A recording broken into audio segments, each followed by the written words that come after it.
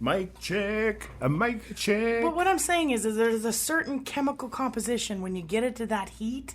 It I don't know, it burns the tongue correctly. Yeah, it melts the ring, the one ring meant to rule them all, to find them, bind them. My precious. Welcome to the Elusive History Podcast. You found us! We are a hard-to-find history podcast. Harder to find than a war without war crimes. I'm your host, sword guy, and owner of leg bruises, Levi Van Lyndsay. Oh, that's deep. And I'm your other host, poultry whisperer, and detailed explainer of TikToks, Lyndsay Burnett. Nice. At the top of the show, we like to invade our audience and lay eggs in their stomach with a little existential warning. Gross. Yeah, right? If you need to take a break and go touch grass, preferably grass that doesn't have fire ants, we get it. Some of this stuff isn't super good for your mental health. Sometimes it can be pretty rough. Mm-hmm. Welcome back, everyone. Hello. It feels like forever since we did our invasive species episodes. That was a while ago. And since then, we have thought of expanding the list of things that we have covered since last time. There's a lot of invasive things out there that we didn't really know about until, well, our first episode. Right. And if this is your first of our invasive species episode, just scroll back and listen to the others. They're there. Yeah. It was the very first episode we did, and it's a two-parter. So there's that. This time, I want to talk about the thing I wanted to talk about last time, but did not. Now you have your chance. Right. I want to talk about ants. Ants. Ants, boots and pants and boots and ants and ants and ants and boots and ants. Why ants? Okay, specifically ants from South America. Okay. But pay attention to the end. There might be something that isn't ant-related at the end, but no promises. Oh, that's spicy. Right. Fire ants are a nightmare plague upon the face of the earth. And no, they're not ants that are on fire, although it feels like it when they bite you. It feels like little, when you get bit, it feels like somebody's injecting molten metal under your skin. Yeah. They're not fun. I don't know if you've ever been stung by one, but if you have, you know what the fuck I'm talking about. Well, apparently, I haven't. I thought it was a fire ant, and it was not. It was just red. Those but are it hurt. Big head ants, yeah. Yeah. I cover that in this. Anything worse than that? Fuck that. Now, here in the States, we have a few different species of fire ants. But the one that most people call fire ants aren't fire ants at all. They're not fire! Nice. I had to do that. Good. I'm proud of you.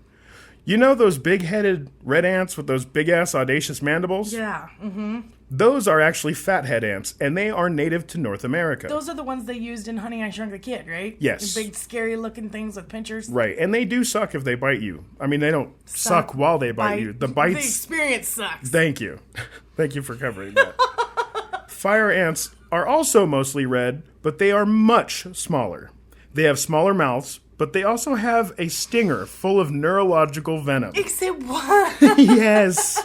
Say what, nightmare? Side note, they can also squirt that stuff around. They use it to chase off or kill other ants, and also spray it on their eggs and young to keep them free of bacteria and whatnot. So they have pincers, stingers, yes, and sprayers. Yeah. That's a fuck-off bug. Yes, it is a fuck-off bug. Neurotoxins? Yeah, and the juice, their butt juice, is so toxic that if they spray it on, like, I don't know, these big-headed fat red ants that we have here in the States, they just die. They don't, like, so, and they spray they spray their eggs and their young with it because fungus and bacteria will not grow around. That's how toxic their butt juice is. Holy shit, that's insane. Yeah. And you said they're from South America. Specifically from Argentina, the floodplain of Argentina. Oh, wow. And that's really important for later. Okay.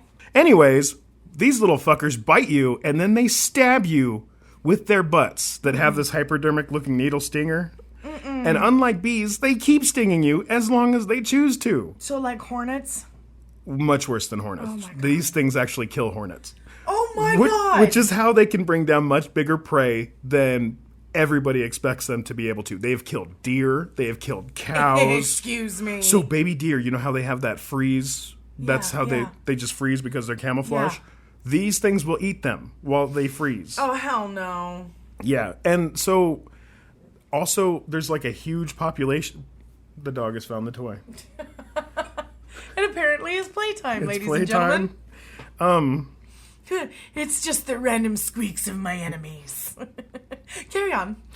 If you have ever been bit by one of these little bastards, then you know how it feels, like having a struck match put directly on the skin. Ow! And each single bite, well, it's actually a sting, not the bite. Each single sting can continue to burn for minutes. And if you are allergic, which many people are, and many animals are, it can last for hours and possibly kill you, because they have actually killed humans. Because toxic. Right.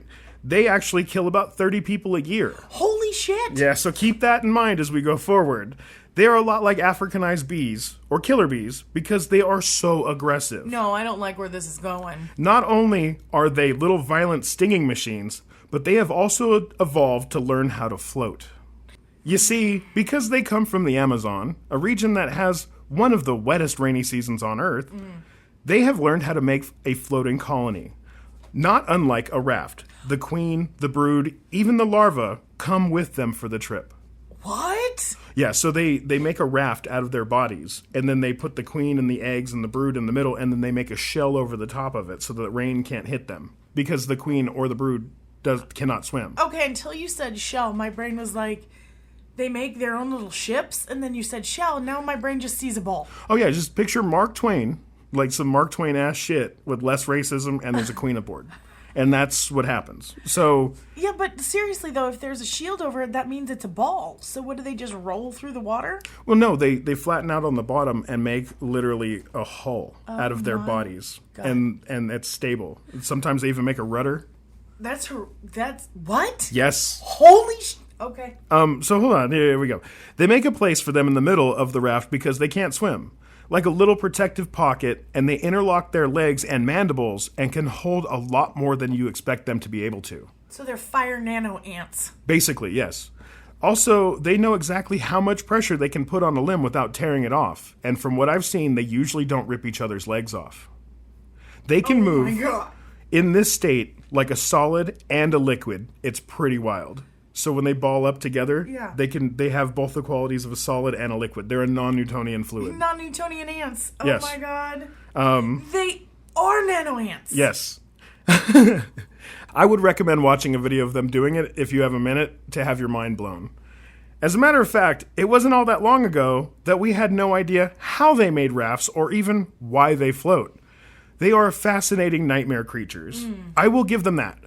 They do things that almost defy the laws of physics. Some things that seem so alien, it's like they're not even from here. Well, yeah. Have you looked at them? Yes, a lot. Crazy weird-looking creatures.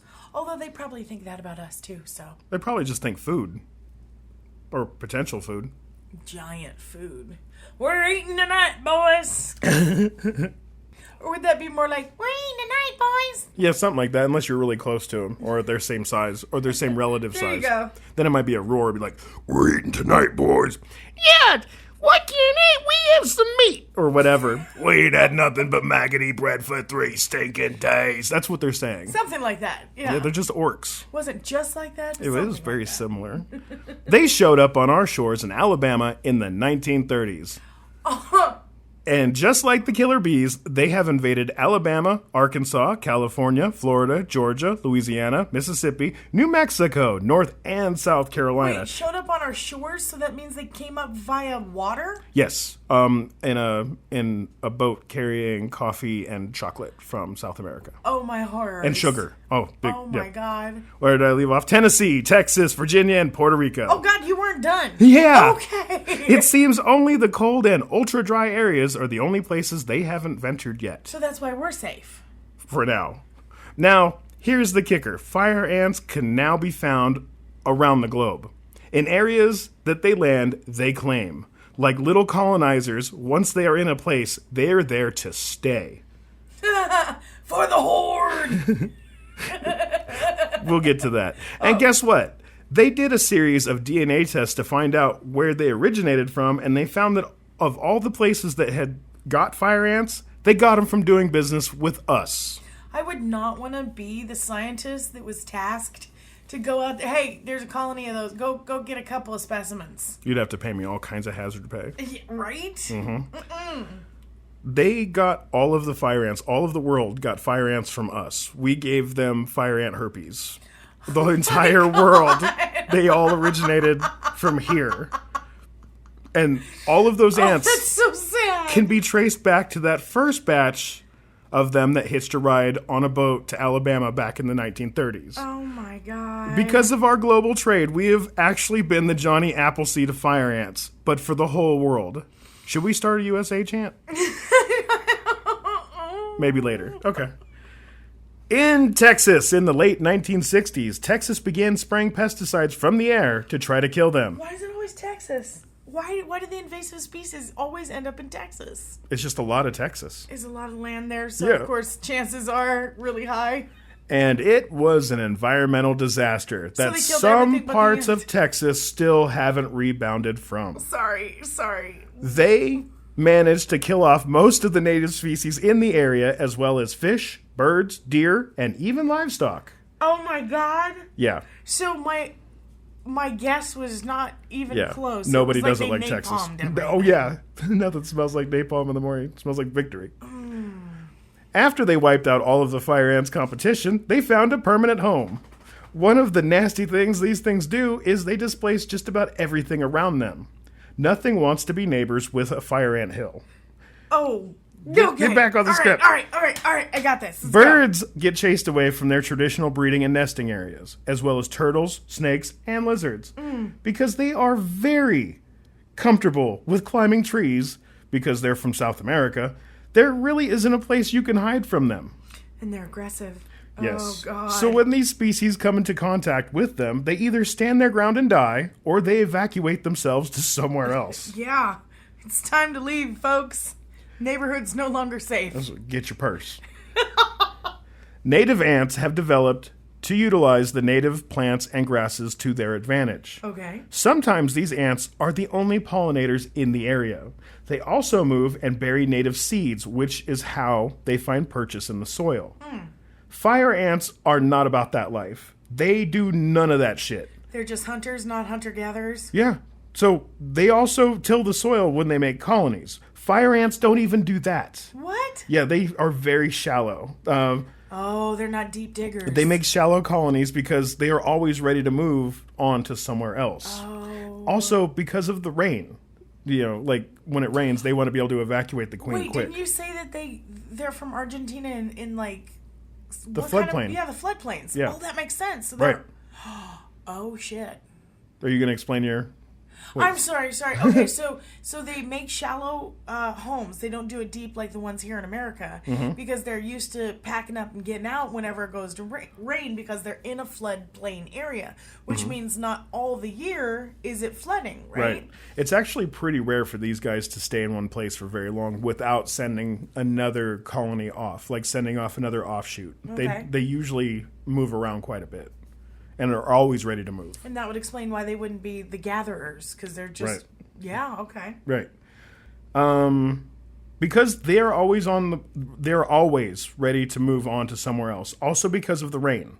Sometimes they will even make a colony in a pile of leaves. That's like how deep they need. Nightmare? They make colonies like pigeons make nests.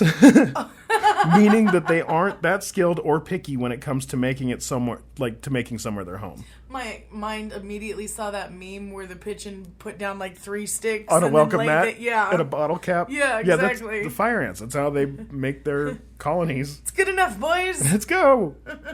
So when these ants hit an area and move on, they leave devastation in their wake.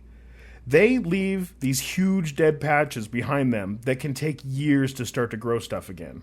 And because of the loss of native plants and their seed spreading, these plants have to rely on the wind for their seeds and pollen. Which isn't super efficient because they also kill bees. Those ants moving into the area like effectively stopped the nature cycle. Yeah. Wow. These patches are so big that it's one of the ways they spot a colony. Oh. Which they do from the air. If they keep doing what they're doing, previously green places are going to go the way of Mad Max. With nothing to hold the topsoil down, like, roots and stuff. Right. We are looking at a future ant-caused dust bowl. That's not good. These little bastards are a real threat and may or may not knock feral hogs off the list of worst invasive species. because even the hogs get displaced by these ants. They're so toxic, it sounds like they outlived the DDT or whatever it was, chemicals that they put on it to kill them. They're like, ha, ha, ha. We feed off this now. Try again. And they displace invasive hogs. I have no idea why I gave a French accent there, but yeah. What? They displace the feral pigs. They displace, like... Wow. Yes. Because even the pigs don't want to be by them. Now, not only do they eat all of their potential food, but they also eat the hogs themselves given half a chance. That is metal as fuck. Yeah. Those are some big pigs, too. Like, 1,000 pounds, right? Right. And the ants are less than a dime size? Not I'm trying even. to think of They're size-wise. tiny. Like a grain of rice is about how big they are. What are you, fucking Mighty Mouse? No! I'm a fire ant, bitches! Now, we just watched Warcraft. Right. And that's why I keep bringing it up and yeah, then misquoting it. She keeps calling it the Forge. Look, that's what happens when you watch a show and get it really confused with other shows and don't watch it again for a while. It's fine. But these things are actually worse than orcs because you can flood orcs and they will die if you put enough water on or around them. Unlike these little fuckers. As a matter of fact, when Katrina ran through, some of the only things to survive were fire ants, and nutria. Just a quick callback. That is crazy. Yeah. So they're like, oh, hey, water's coming in, guys. Ball up. That's I'm sorry, words. I don't even know what to say about this because it's like nightmare level, Honey, I Shrunk the Kids. Save some of your shock for what's coming next because I'm about to blow your fucking mind. One of the most shocking and destructive things about fire ants is they are attracted to electrical fields. Excuse me? Yeah. As a matter of fact, every year millions of dollars have to go to repair the damage they do to electronics. What? Because of the buzz or the hum or what? They're just attracted to electrical fields. Like, they like to mass in places like stoplights and often they short them out with their bodies. What the fuck? In Texas, they're attracted to outside air conditioning units. And every year, they're responsible for knocking out the AC, especially on hot days when they're running as hard as a vampire in the desert trying to avoid the dawn. Okay, and it's not like the Texas fucking electric system wasn't taxed already enough. Yeah, you got ants. Now they got ants to deal with. Ants. See, Lana, this is how you get ants. This is why you don't want ants. We've already got them. It's over. Oh. What kind of nightmare are we living in? If you are lucky, they will just knock out your AC. But sometimes the short is big enough to knock out the power to the whole house. There really isn't anything these guys do that is good.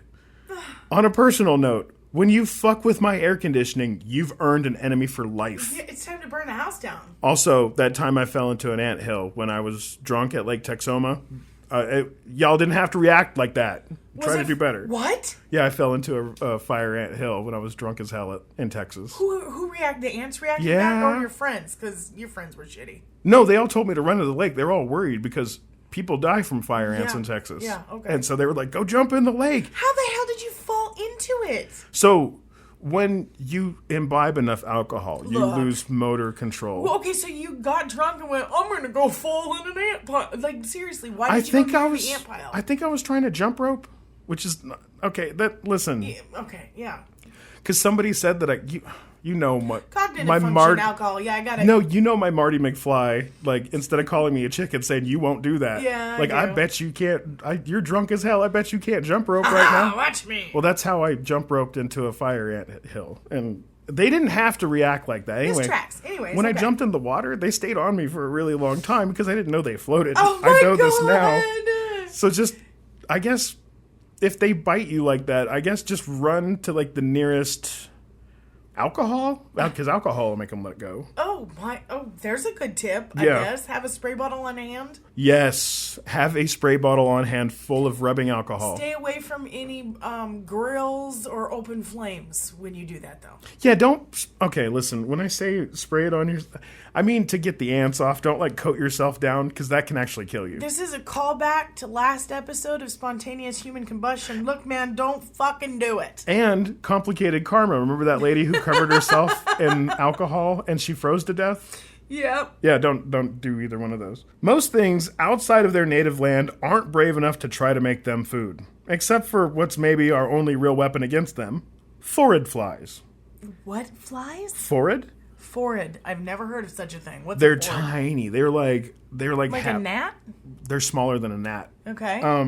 And phorid flies are these awesome little badasses that like fly down. They have this huge horn on top of their heads that they use to inject eggs into fire ants. And it's forward. Forward ants or forward flies? I'm sorry. What's How wrong do you with your spell it? Phorid? Oh, okay. Sorry, my brain was still trying to wrap its. Continue. Now my brain's trying to. I don't know. It's Don't think too far into it. Anyway, so what they do is they joust with the tips of their heads. No way. And they inject them with eggs, and then like the ants die. It's pretty cool to watch. In recent years, they've been imported to areas that are heavy with fire ants, and they do pretty quick like job of wiping them out.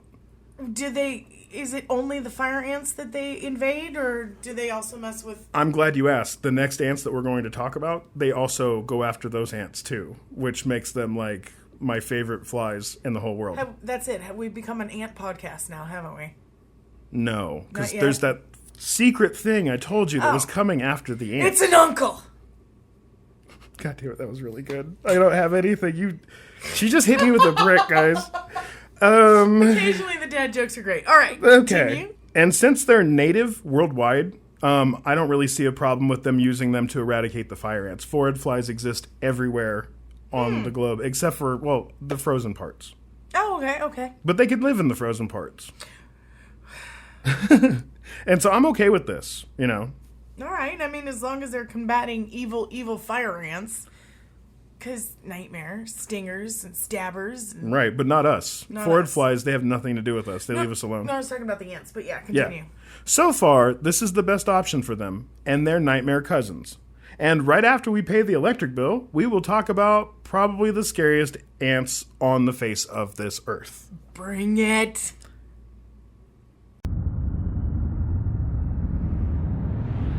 And we're back, and the power is stable. Woo! For now. We might have to go check for ants now. Look, you're going to make me paranoid. Now, the next ants we're going to talk about are actually originally neighbors on the same block as fire ants. Okay, they're from the same neighborhood. Like, like when two guys from Jersey, like, meet anywhere outside of Jersey, like, hey, where are you from? Hey, I'm from that block. Yeah, These guys come from that block, but not in New Jersey, in Argentina. Further down the block. Way down the block.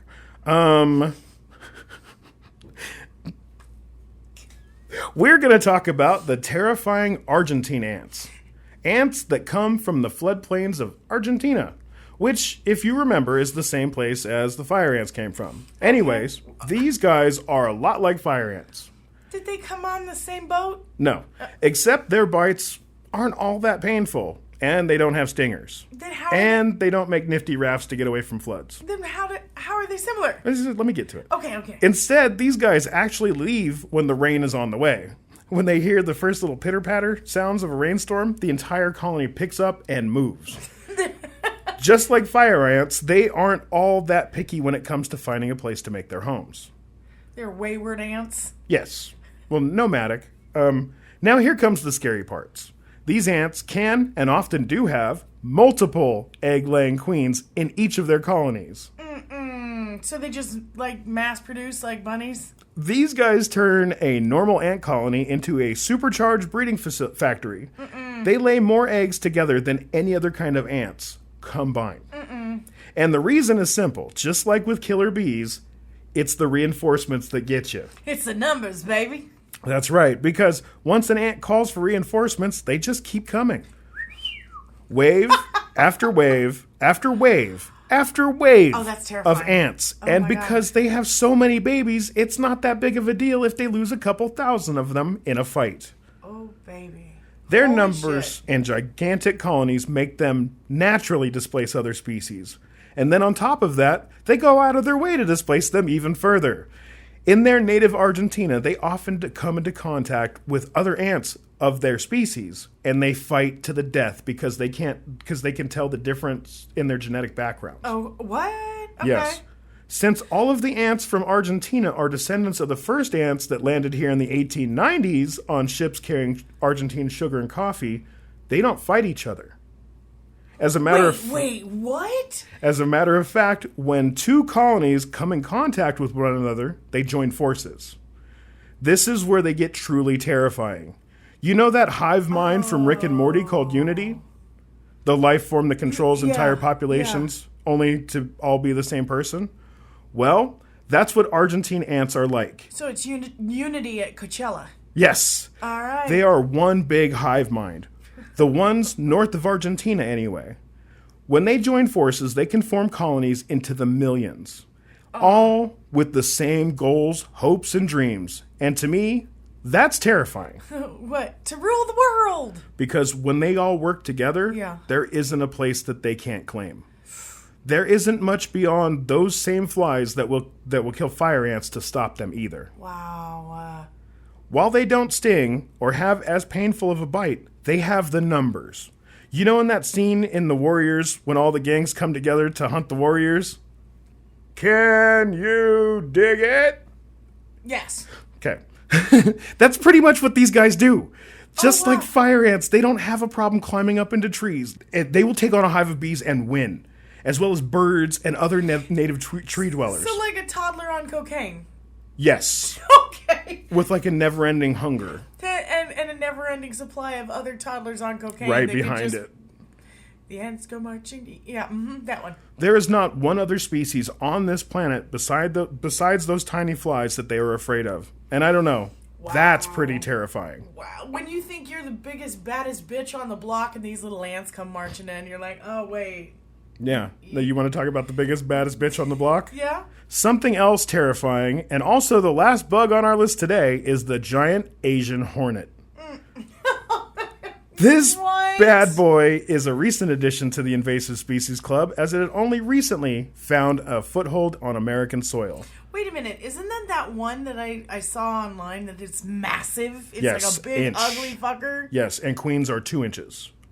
Not only are these things an inch long, but their queen can be twice that size. They are like the French Revolution in that they are experts in decapitation. One single giant hornet can easily kill an entire beehive. Although they rarely attack alone. One of these many reasons that they are called murder hornets. They don't just kill bees and everything else. They also kill about 30 humans a year around the world. Jesus. Okay, wait. So they're huge. Does that mean that their nests are huge too? Yes. They burrow into the ground and soft ground. I was just gonna ask. Yeah. So in the ground? Mm-hmm. So you don't know, you could just be walking along, they feel your vibrations and then that's it. They get defensive. Oh my gosh. So they don't just kill bees and everything else. They also kill about 30 humans around the world. One of the reasons is that their stingers are actually long enough to pierce every kind of beekeeper suit. And they are relentless. Unlike the bees that they kill, they can actually sting you many times before they are done. So Mother Nature's reuse hypodermic needle in a fucking bug? Yes. It's like an auto-ejector. It will... just sits there, stabs you, die. Are you done yet? Die. And when I say these fools will shank you like a prison movie, believe it. Oh, yeah. Their venom goes after our red blood cells. Oh, so that's pretty great. Too? Yeah, that's pretty great. Yay. You know what isn't pretty great? What? Blue gum eucalyptus trees. What the fuck left field shit is that? That's my segue into... Actually, they kind of suck, actually. From murder hornets to a blue gum what now? Eucalyptus trees. Those big things that... Remember when we were driving to Half Moon Bay and it's... Yeah, they were so pretty. Yeah, they're also... They smelled good. Terrible. They suck really bad. Sorry for the listeners that I just screeched in your ear. What the fuck? It was, buckle up, baby. Get the 5-point harness out. Dude, you're gonna ruin my trip. Uh-huh. Also known as the Tasmanian blue gum, and it's becoming quite a problem for California. Eucalyptus trees smell great, admittedly. They do, yeah. And I use their oil a lot. It's great for opening the sinuses. It's pretty good arthritis and muscle pain. Just dab it on. It's pretty nice. Smells great. Yeah. But other than that, this fucking tree is useless. Just like the Bradford pear, it is brittle and not very good at making stuff out of. It's toxic. As a matter of fact, just planing the boards out of one of these things can be a nightmare. It's a big-ass can of biscuits that you can never really be sure when it's going to violently explode from the middle. Are you serious? Causing they explode. They just... The boards, until they dry out completely, they're like in a constant stage of pulling against themselves. So it's like that where the popsicle sticks, you put it down and then you let it go and they fly apart? Yeah. Sort of situation. I forget what that's called. You do not want to build with it. Yeah. Yeah. You see, after the gold in them thar hills was violently ripped out of the ground, that ground really wasn't worth a whole lot. So in the 1850s, some enterprising Australian, let's call them assholes, All right. decided that they should plant some of these fast-growing trees on the land, and maybe they could make a profit off of the lumber at the very least. I mean, I can understand that logic. And many people thought that they added a certain mystique to the California landscape, since back then, most of the native plants didn't grow, they don't throw a whole lot of shade. Right, and my brain's going, why the fuck would they choose something from Australia when there's so many fast-growing trees here already? Right. Okay, anyways, go ahead. So then these assholes tried to sell the lumber to the railroads to make railroad ties for the tracks.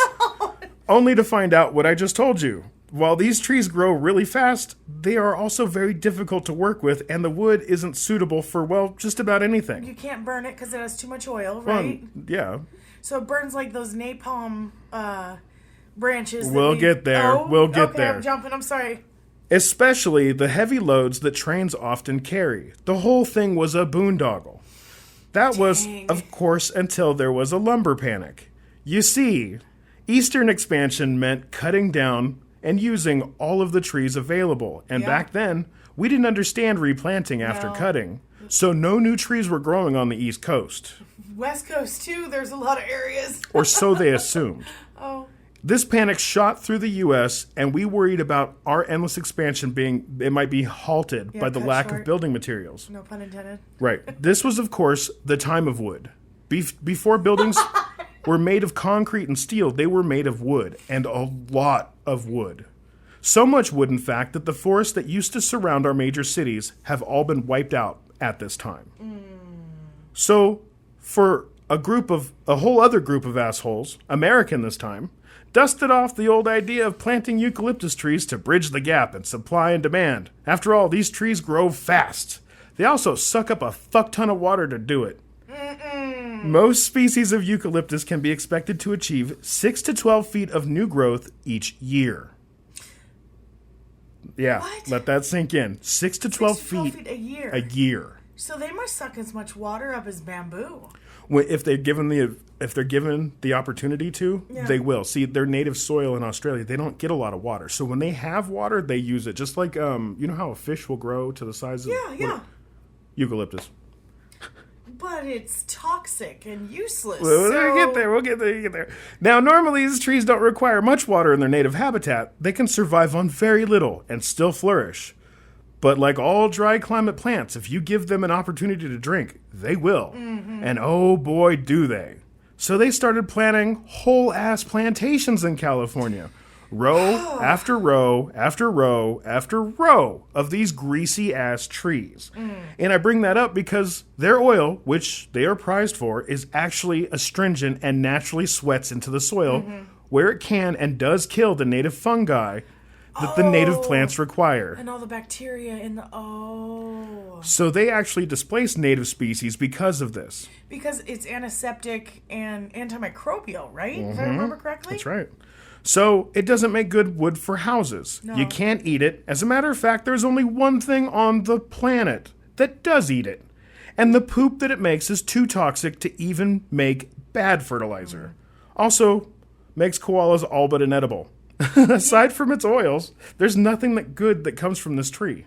No, the only thing that I've ever seen from a eucalyptus tree was, you know those resin videos that I watch all the time? Somebody had used a slab. Was it broken? Yeah. Yeah. like the barrel or burl videos, but they had to put it in resin. after they sanded it down. I guess it's unstable. Yeah, it bows or something like that. I was so, like, what? Friend of the pod, Brett Scrubrat Ritchie, sent me a video of one of his friends trying to plane eucalyptus. Well, just what I was saying, yeah. And it shocked me how Jack in the Box, it like just popped as soon as they took the clamps off of it, and they knew it was going to happen. Well, yeah. They hoped it wouldn't happen, but they were like, it's sad too because it's such pretty wood. It really the color is amazing. Right. But now, toxic. Let's talk about fire. This is the absolute worst tree to be around in a fire. I could Not only is the bark normally dry, but it's also wispy and can catch a spark like it was on purpose. And covered in oils. And when they do catch on fire, they are they're ember-making machines, sending fresh sparks into the dry landscape. Then on top of all of that is the aforementioned oil, which turns these things into... You know in Ghost Rider, when Nick Cage turns into the Rider and he gets all that cool fire all over him? Well, these look like an ant from Lord of the Rings became the spirit of vengeance. Because these things can actually explode. Remember when I said the wood was brittle and can often explode violently when you split it? Yeah. Well, guess what happens when fire starts chewing on it? Oh my god. Boom. So exactly. It's incendiary explosives? Like, yeah. Mother Nature said, fuck this tree in particular. Yeah. Wait a minute. Hold the fucking phones. Isn't it hot in Australia? Yes. And these things are native to Australia. Mm-hmm. And how... Remember the fire that happened in, 2019 that killed, like, half the koalas on Earth? You're not following me. I'm trying to figure out how, if survival of the fittest is something that happens through plants, getting... How the fuck did these plants live in Australia? I mean, they're normally a dry... A plant. It normally doesn't... I mean, it burns, but then they grow back very quickly because... But if it gets hot and they explode, then how did they live to be a species, is all I'm saying. Because they reproduce like crazy in their native soil. Thank you. And they don't here because they're all clones of the same tree. So... Oh, well, that's a good thing, Yeah, I guess. let me get to that. That's coming up. The issue of whether or not to forcibly cut down these trees has been a hot-button issue for years now. The first time they talked about cutting down the stand of them around UC Davis, people chained themselves to the trees and refused to let them be cut down. Why? Because that was what was cool at the time. Oh, okay. They didn't realize what we know now. Okay. Because we learned things from the internet. The next time they tried, only a few people kicked up a fuss. The issue goes back and forth on whether or not these trees should even exist in California. But for the most part, it seems that most of the people want them gone. Yeah. Now, with UC Davis, they wound up cutting them down, and nobody kicked up a fuss because they did, like, education on why they should be cut down. And then everybody's like, oh, okay, yeah, these probably shouldn't be here. Well, that's a plus. But for the most part, it seems that most people want them gone. There is a bright side. These trees don't really breed in this country. Okay. Even the plantations of these trees that were planted back in the day, almost new saplings have ever been seen. So it's mostly just old growth that is a problem. So for now, at least, the problem doesn't seem to be getting any bigger, just more desperate when you consider all of the water resources they use every year.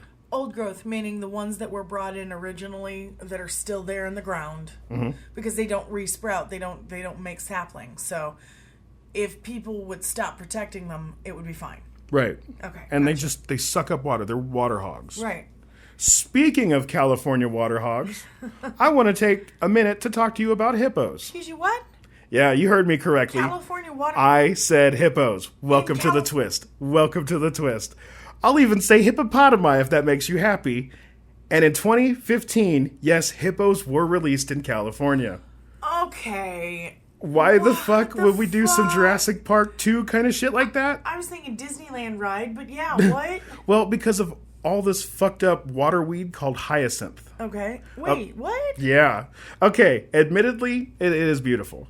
Which is exactly why it was introduced in water gardens back in 1884. Yeah, but isn't it, like, highly toxic? Mm-hmm. Okay. It was introduced at the Cotton States Exposition in New Orleans as an aquatic ornamental plant. It can now be found in freshwater systems throughout the Southeast, as well as in California and Washington State. So they brought it to an exhibit, look at this pretty plant, and then put it in the water and just left it there? Just left it there. What is wrong with people? So it became it was such a big problem. Like, it was a massive problem. Hyacinths started choking up almost every waterway because they mass produce and they just breed like crazy. Yeah. And then when the water table drops, they breed even faster. So when they get into areas, like, they just choke it. Boats can't go through it. Like, fish can't live in it. Like, it's terrible. Okay, so in 1910, we decided that it was becoming a problem because it got out and it started choking the vital waterways and making fishing almost impossible. So that was the first time they brought up the idea of using hippos. But they wanted to go much further. You see, there was a meat shortage back then, and they thought that we could eat them. Oh, my God. They actually did a whole advertisement thing to get people used to the idea of trying hippo bacon, because in their native country, they called them lake bacon. At the last possible second, one guy asked the question, how are you going to contain them in just the waterways? And won't it make it dangerous to be in the water with them? Thank God for that one guy. The one-brained guy who could think. And that was pretty much all it took for the measure to fail and get voted down. You know, seriously, I would love to have been a fly on the wall with, like, everybody looking around going, wait, what? Yeah, we literally came that close to being hippo ranchers in this country. Because, okay, correct me if I'm wrong. You need a very, very big calibered gun to take one of those down, right? From the sky. Right. It's not it's not a like, people can hunt feral hogs with a spear, but you can't do that with a hippo and live to tell Expect a tale. to live, yeah, Expect yeah. it, yeah, right? Expect to survive. So my brain is going, how did they know it tasted like pig? Who was the brilliant...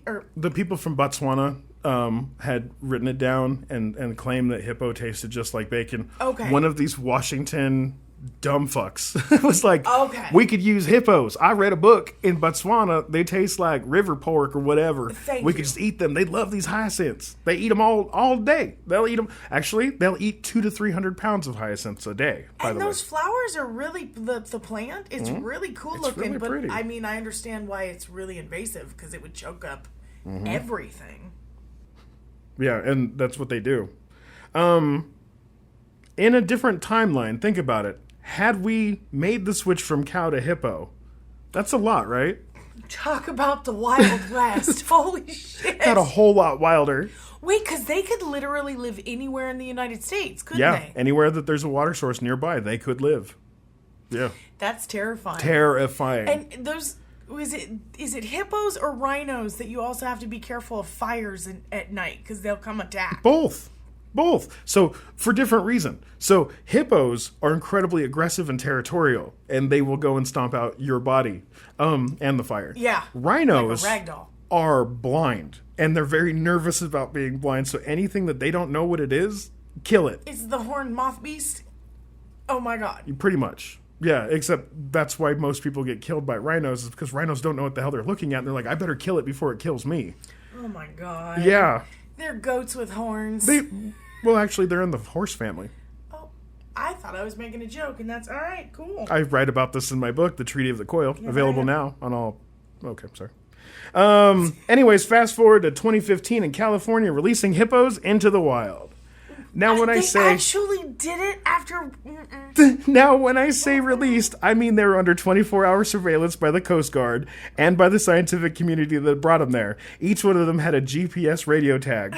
So these bad boys, like, they weren't going outside. They were... So their work release program in the United States, you eat those fucking hyacinths. If you step one step out of line, we'll fucking put a bullet between your brain. At the very least. Whatever, well, these guys had eyes. like automatic tranq dart guns on their boats. Like they're hippo wranglers. My brain's fucking seeing hold on real quick because we're gonna have to edit this, but like the Disney, you know, with the dancing hippos. Fantasia. You know the big hippo in the middle, her name is actually Hyacinth. Okay, so Hyacinth, but chains. And you eat those hyacinths, Hyacinth. Like a chain gang? Yes. Like a hippo chain gang with Fantasia? Yes. With storks? Okay, listen. This is America. Anyways, continue. So, these bad boys can eat 200 to 300 pounds of hyacinths in a single day. That's a lot of water lettuce. And they did.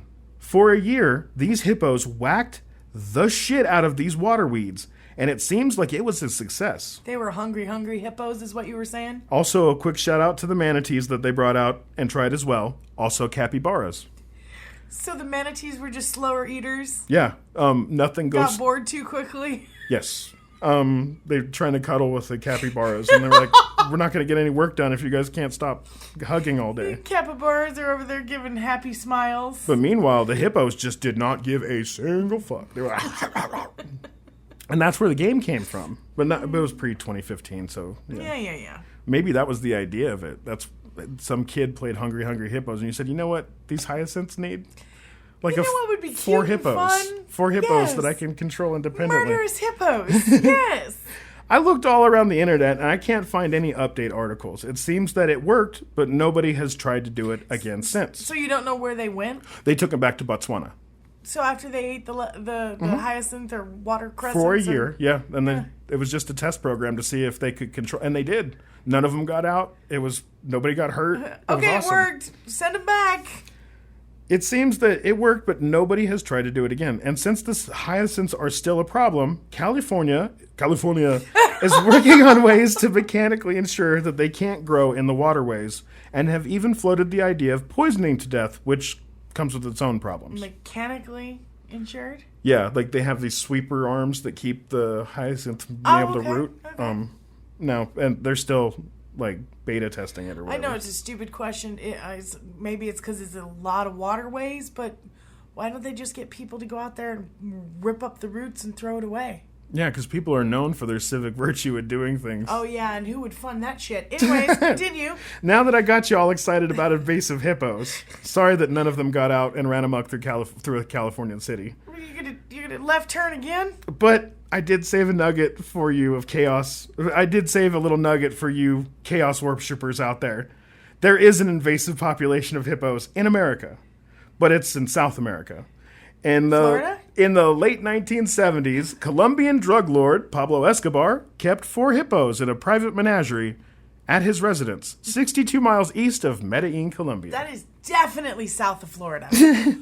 They were deemed too difficult to seize and move after Escobar's death, and hence they were left unattended at the estate. Okay. Holy cocaine-fueled menagerie, what? Yeah. So he had kids, right? Yeah. Between the murder, he's like, you know what, kid?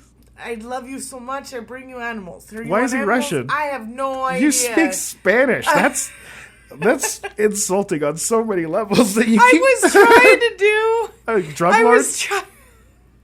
Okay. What's the one... with Pacino? I saw his face, but... Your Scarface? Yes, and I ruined it. He's Cuban and also not Russian. So, just... You are Dimitri, you have lovely hit. This is why I don't have a job that pays me for doing voices. Right. And also, by 2007, the animals had multiplied to 16 and had taken to roaming the area looking for food in the nearby Magdalena River. So from 4 to 16. Uh-huh. I mean, I guess... okay. In early 2014, there were reported to be 40 hippos. That is way more than 16. And so there's 40 hippos just roaming the countryside of Medellin.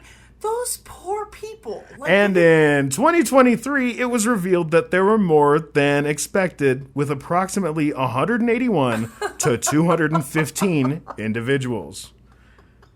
Okay, so now be shocked. Because now we're at peak hippo. Please tell me that the hippos don't intersect with fucking cocaine. It's Colombia, so probably. They are sterilizing them in an attempt to keep the population under control. And okay. What? Was it aerial birth control? Yes, or are they wrangling these... with darts. Okay, because I'm like, look, if they're wrangling those things from helicopters and woo, tie their legs and got one, boys. I would love to see that reality TV show is all I'm saying. Well, we've already seen how they dealt with it in Jurassic Park.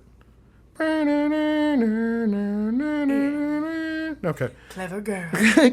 Easy breezy, beautiful, clever girl. Okay. They want to sterilize them, have been sterilizing them with tranq darts from helicopters. They don't just want to, they're doing it. They're doing it. And some are also planned to be taken out of the area to places like Mexico. What? For bacon reasons. They want to do the hippo ranch. They want to be hippo ranchers, and yeah. So they literally need Jurassic Park type fences in order to keep these bitches in. Oh my god! Could you imagine the cattle? I can imagine all of it because what is wrong with us? We're dumb. Eat your fucking vegetables. What? Why do we need meat so badly that you? Brett, I told you this twist was gonna get her. Thank you so much for suggesting this. Murder pig cholesterol having. Oh, what is the job requirement? Do you know how to shoot a 50 cal? Do you know how? No, 50 cal, right? They're also talking about euthanizing them as humanely as possible. Oh. But they're becoming a real problem. Nobody really knows what to do with them, but I'll say this. These hippos are no different than the lionfish that are now taking over the world's oceans. Because just a small population of irresponsible aquarium owners who had to have a pet lionfish for their own ego, Escobar was no different. No. One man may have accidentally changed the ecology of his entire country. Yeah. And for what? To have a few pet hippos? Think about that for a second before you buy an exotic pet. I mean, but if you're going to compare the two... And then think about it for longer than a second. Okay, what? Yeah, if you're going to compare the two... If hippos... If you're going to go... Listen, if you're going to compare the two between the fucking poisonous lionfish in the ocean, right? And the murder... Or hippos, one is way easier to shoot from the sky. That's all I'm saying. Which one? Not the fish in the fucking ocean. Depends on what size bullets you're using, bro. Bombs. Bullets are not bombs. And also, why would you shoot at fish? In a barrel. Then you have to catch all those fish. It was the most obvious trajectory for my brain, okay? I've never gotten that colloquialism. Yes, it might be easier than shooting fish in a barrel, but also the barrel's not going to hold up after you shoot the fish. You're wasting the fish and the barrel. How big of a caliber are you going to... Oh, yeah, huh? Yeah. Okay. Yeah. Now that we've logicked our way out of that one... Yes, think about it for a second, for longer than a second. If you're thinking about getting an exotic pet, think about it and then think about it again. Please, and do your research. Because the next outbreak that could destroy the ecology and food chain could be another absent-minded pet owner. It's happened before, and I'm pretty sure it will happen again. Yeah, do you really want to be that person? I'm not gonna go too far into it, but the snakehead fish that is spreading through the southeast came from one man releasing them into the wild. And these are some scary-ass fish. They can breathe air and basically walk on land. They're also highly aggressive and kill the whole food chain from the bottom to the top in their long life cycle. They're really fucking ugly. And they're really ugly. Sorry. But yeah, Escobar, here's the thing. Hippos are terrifying in that the only reason that they're still in Africa is because of the Sahara Desert. Look, anything that can go toe-to-toe with a lion, a rhino, any of those violent-ass things out there. Ever since I found out that lions are, tiny compared to tigers, I really am not... Fine, tigers, what the fuck ever. Yeah, a tiger the PSI bite rate of a hippo is terrifying. I don't fucking care. So anybody who's great idea to go, hey, let's take these things 4,000 fucking miles somewhere where there's nothing anywhere close as a predator. Them. No bear, no mountain lion. There is nothing in North America, in any group, that can kill a hippo. There is no... Come at me with your messages, because I'm prepared to defend this. I'm prepared to die on this hill. There is not one naturally occurring animal in this hemisphere that can kill a fucking hippo. Can I just take a moment to just point out the hubris of humans, right? I get money is not there to fund the fact that you could literally go and take your hands in the waterway and pull out the plants from the roots. It's easier to take it's easier to take an animal all the way across the fucking world and then leave a guard on them so they do the job for you. Right. because just like with tobacco and cotton, we're not about that life. Oh, that's right. Nothing ever becomes a thing without slave labor. Especially animal slave labor. Yeah, because they can't fight back. Well, they do in the book Animal Farm. And also, in my book, The Revenge of the Coil. That is true. Out now on Amazon and, and bookstores. Audible. And Audible. Yeah. Well, that's the Treaty of the Coil, not the Revenge of the Coil. Available now where books are sold. Thank you. So, it doesn't take much, just a tad more responsibility, and I think we can all live happily ever after. Just take that moment to say, you don't need a hippo. Yeah, no. Speaking of happily ever after, have you ever tried spending more money than you have? Because I have some great news. We'll be right back.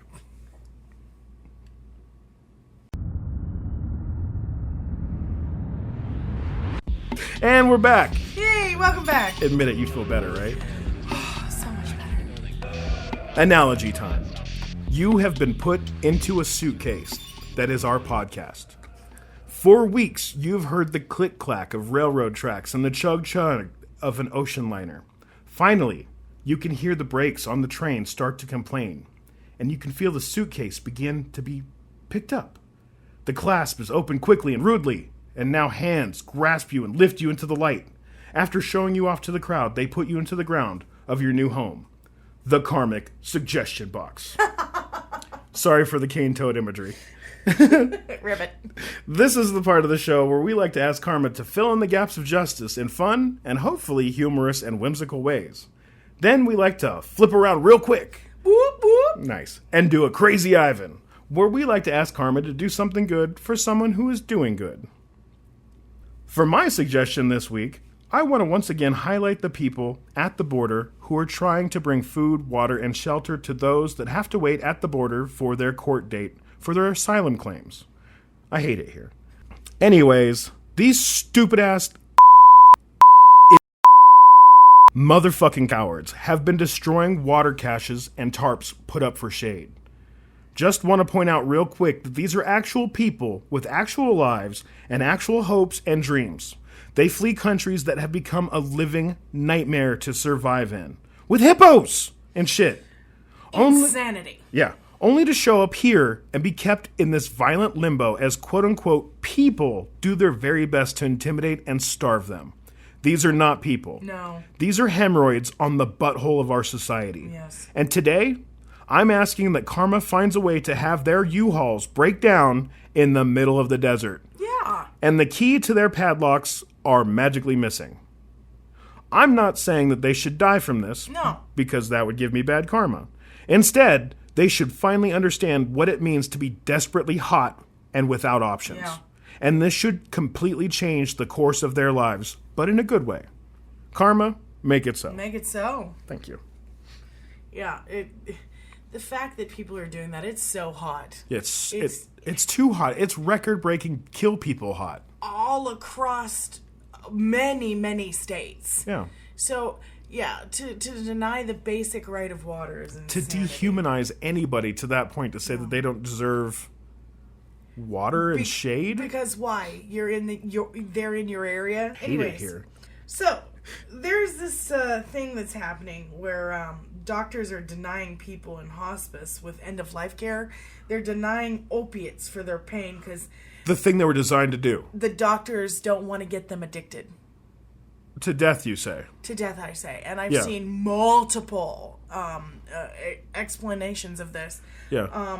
Preventative care for end of life. Right. Right. And that's not a time where you want to be smashing the brakes at all. Mm-mm. And if you're in that situation where you're in that kind of care, you need those kind of drugs. Right. Otherwise, your life is just a never-ending, white-hot, searing pain. Multiple instances that I read of patients who were denied pain meds because they were dying of cancer. Mm-hmm. Like bone cancer was one of them. Like absolutely excruciating. And the doctor gave him something that was not even anywhere close to pain med. Anyway. Fuck those people. These individuals, Karma, make it so that wild animals go out of their way to urinate on those doctors. Hell yeah. In particular. Hell yeah. Make a piss line and form left. Just Piss why on them. are they coming out of their way to pee on me, oh Lord? You know what you did? Coyotes, Oxen, yaks, abominable snowmen, yetis, Right. Sasquatch. All of that. Plesiosaurs that are probably the, Loch Ness Monster. All of them that. should pee on them. Yes. So let it be done. So let it be done. Because what? Oh. I made it done. It wasn't done yet. I would never even wish what they are doing on my worst enemy. Right. So the best thing I could think was, wild animals. Yeah. Yeah. Wow. Wow. For my crazy Ivan, to keep on theme, if you want to help the people who are more people than actual people, and you want to help them help people, more human than human. Mario Van People? Right, Mario Van Peebles. Then you should go and check out Borderlands Relief Collective and give them as much money as you can. Because groups like this one are the last line of defense for us being able to say that we live in a good country. I want to throw a special shout out to Brett the Scrub Rat for being one of the best humans I have yet to come across. Hear, hear. Yeah. Karma, if you're listening, please make it so that they not only get all they need to complete their mission, but also every time they help someone, they should also disperse a natural chemical from their skin that painlessly kills invasive species, cleans the dust bunnies out of the corner, fixes capitalism, repairs infrastructure, and leaves the smell of fresh baked desserts. Is that vanilla? It is. So let it be done. Yes. Okay, so this week, I'd like to have a talk about Shirley Raines. Okay. She's an amazing earth angel who takes food and supplies to the homeless of Las Vegas and Los Angeles. She's one of your favorite people. I really love watching her journey. She's a kind individual who's compassionate to the people who don't have houses, who are out just trying to exist. And she never judges, and she foods, supplies like toothbrushes and stuff, she offers them. You can see what she's up to on TikTok. Her handle is beauty2, like the number 2. These streets, and streets has a Z on the end. Okay. So now that the context is explained, Karma, please grant her the power of teleportation. Hell yeah. That way she can continue to be her amazing self, but save on travel expenses. And I don't know, maybe pop down to Bora Bora or over to Greece or something. Somewhere exotic for an hour or two, just so she can have a breather moment for herself. Or she could take her friends, the people that she's been helping, and take them so that they can have a vacation and finally feel some sense of like beyond capitalistic joy. Yeah. At looking at something beautiful that's not a concrete prison. And escape the hell that is Las Vegas in the summer. Speaking of the hell that is Las Vegas in the summer, Saber Vibes, I'm aware, recently reached out and asked if I would like to teach a lightsaber class. That's a scorcher of a crossover. Absolutely, that did happen. I am so excited. I have been practicing so much I hurt myself. Hence the bruises. Ow, my leg! Just like once again, it's awesome having people like Saber Vibes in my life who You finally get the opportunity to teach someone how to twirl like you do. Yeah, next generation of leg bruises. Right? Yeah. Just that's my legacy. Breathe in. My legacy. Oh! Yeah. So if you guys get an opportunity, here's bonus karma. If you guys get an opportunity, go into Saber Vibes. Absolutely. It's really cool that they're the only Saber store in Las Vegas. That's right. And they're making they have a practice space. Yep. For you to twirl. Right there in the store. And they will love it for you to come in and just twirl your heart away. And if you're too shy, they'll turn their back so you can go ahead and twirl and nobody will look. Right. And also no judgment at dropping lightsabers because we all do it. Well, yeah. Well, yeah, but I mean, try not to. They're expensive. Please don't. Drop your own lightsabers. You go. Please don't drop Juan's lightsabers. Here's what you do. You go into Saber Vibes. You get yourself a lightsaber. That's right. You sign up to be Levi's Padawan. Then you drop the lightsaber. Yeah, because Juan can fix it. And you're among good company then. Yeah. And Juan's awesome. Yes. Juan is like, I don't know, he's my saber saint. He's I can't say enough good stuff about him. No, cannot say enough good. But I think the this has been a good update. I think the next time we come up with more invasive species, we'll do another episode. Because there are so many. It's just interesting to me that every time there's an invasive species episode, it's almost like, is this a Halloween episode? No, it's just horror. It's just what horror. We live in every day. No big deal. But now we get to do hippo updates. So from now on, I think we'll just have like a hippo corner where we have like a ticker, like it tells you how many hippos there are estimated to be in the world today in Colombia.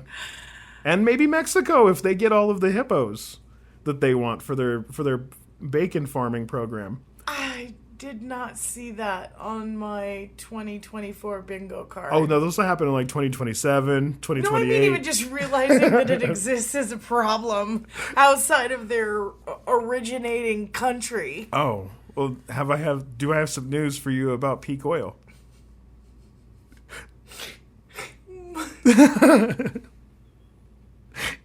And I got some land to sell you next to the sea. Okay. So we are running out of natural resources at an alarming rate, though. Well, I was just saying beachfront property because the water... Oh, it's all going to be beachfront property. I know. When you're living on an atoll, eating recycled food, friend of the pod water world. Yeah. It's all beachfront property when you're living on a boat. Okay. And drinking your pee. With one tomato. I got one single tomato. That's what the song should be. And then a jet ski showed up and tried to kill him. And there was limes. Limes, I tell you. Scurvy. Well, there'd be a lot more people with scurvy in Waterworld if it wasn't for Kevin Costner and his limes. I'm telling you. Yeah. Anyway, the hero of the pod. Yeah, the dog is very excited.